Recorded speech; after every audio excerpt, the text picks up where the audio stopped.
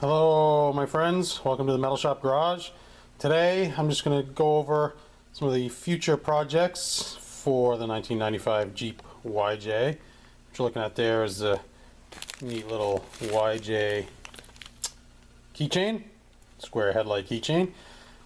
So yeah, over this weekend I'm going to tackle a bunch of small projects, but I'll go over a bunch of the stuff that I got coming up here. So I have some just some pedal covers. These I had for the Mustang. They're just nice, lightweight aluminum, but they're grippy. They'll make the pedals bigger for your foot. They'll just look better. I had to. This one was curved for the Mustang. I had to flatten it in a vise and with a hammer and so on. Jeep horn emblem for the Grant steering wheel. It had a Grant logo on it that had fallen off. Looks kind of crappy. This is the Alpine KCE 422i iPod cable for plugging in the old school iPod cable, and maybe I'll show you when I get over to the Jeep. The whoever installed the radio actually did us a favor and left the female end of this plug sticking out the bottom, so that's cool. I got some black powder coated black lug nuts, locking lug nuts that match the ones that are on the Jeep. That's for the spare. Like I said, I'm going to take the crappy rusted lug nuts off, put a bunch of anti-seize on, put those on just for an appearance item. These, I don't know if these are original or whatever, but these square Bosch fog lights, driving lights, are going back onto the Jeep in place of the round ones. Round ones look nice, but I think the square ones will look a little better. Anything else over here? Got my Cutco knife, my Cutco hunting knife here. I usually keep this in one of my vehicles just for opening packages and whatever. My brother sold Cutco way back when in the early 90s, and he gave me this knife. Never goes dull, bowling ball, resin for a handle. Just, I love this thing. Used to open packages. Hang on one second. Okay, so yeah, I'm starting to amass a little collection here of stuff. Yeah, I could use that Cutco knife to open these packages over here. So let's see, what do we have? I've been hitting Quadratec pretty hard. They seem to be the premier Jeep outfitter. So I got my order from Tuffy Security Products the other day. Now this is, and I'll do a video for this. This is, they're locking the hood latch. The reason I purchased this is it was kind of an end run around their security protocols. You got to send them proof of ownership and your license and all this other stuff if you just want keys or just want a lock cylinder. So I bought this product keyed to one of the products that I already had, and so they had sent me a lock cylinder along with that, keyed to match the hood latch. So now I actually have keys to the locking glove box, the locking center console, and the locking hood. Not that I really necessarily need it, but I'll go into that in a little more detail when I install that hood latch. That's just a nice cover for the key for the one that's exposed to the elements. What else do we have here? Well, that is the Best Top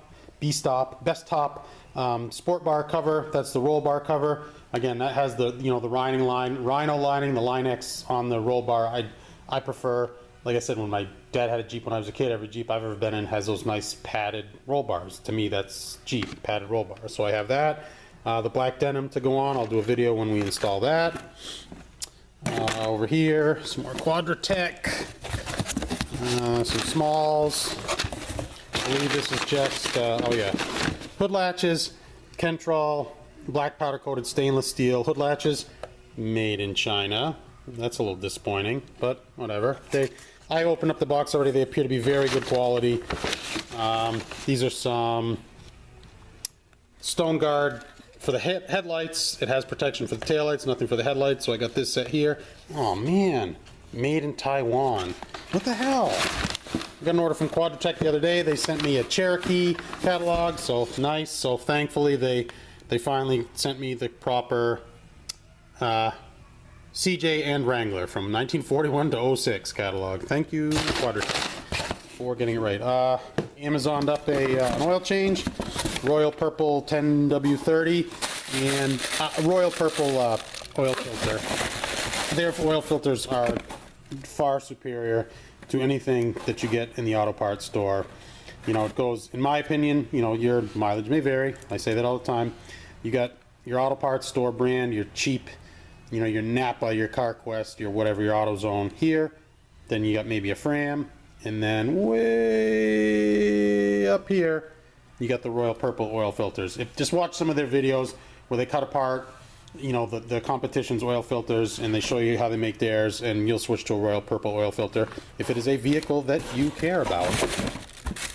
So an oil change coming up. I need to order, a friend of mine, my Jeep guru, told me that I need to change all the fluids, the transfer case and both differentials. So yeah, so I am going to do that. I'm going to order up Royal Purple fluids for both diffs and for the transfer case. All right, hang on one more, my friends. Sorry that this is just going to kind of a tease here. This is the Quadratec side steps. They're kind of like a trapezoid shape, Line-X powder coated side steps for the Jeep. I'm not going to open up the box. It's too much of a pain in the ass till I'm ready to install them. It's big and heavy, but honestly, the Jeep is right over here.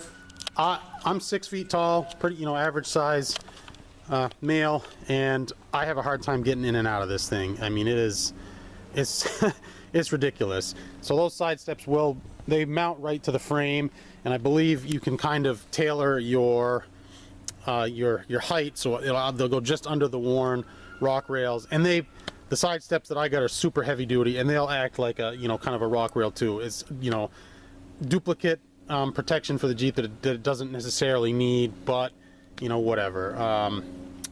I need side steps to get in and out of this thing. I bought some decals. I went with gold. I'm not gonna go crazy, just, you know, where it says Jeep, where it's black, and that looks pretty nice. I don't know, you know, maybe I'll go with the gold, maybe I won't. We'll have to see. Just where it says Jeep there, and I will do where it says Wrangler down here.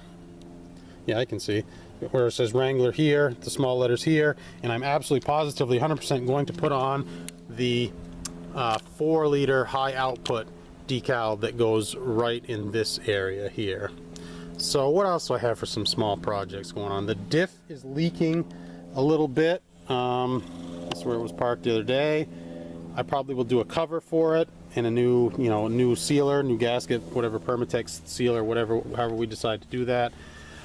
I bought, I Amazoned up some new, curiously, the guy I bought this from, in there you can see the crappy lugs that are all rusted out. Those are coming off, you know, a bunch of Never Sees is going to go on those bolts, and the nice Gorilla ones from inside that you saw. Anyway, the owner was talking about how he replaced all the bolts because they, you know, they rusted out on these fake bead locks.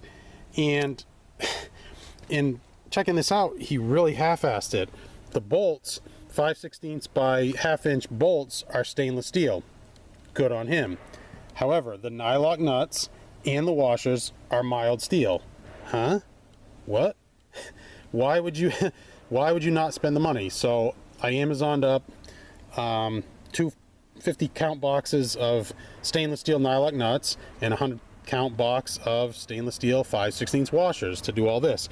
And while I'm at it, when I take those off, I am going to scrape off all the loose paint, and I think what I'm going to do is I'm going to POR 15, which kind of looks, it's a gloss black. So I think I'm going to POR 15 the wheels where you remove the paint. If you've ever used POR 15, it does not stick to a painted surface. It'll bead right up and kind of fall off a painted surface, but it sticks to rust and to your body like nobody's business. All right, let's have just a real quick look inside the Jeep. Whoa.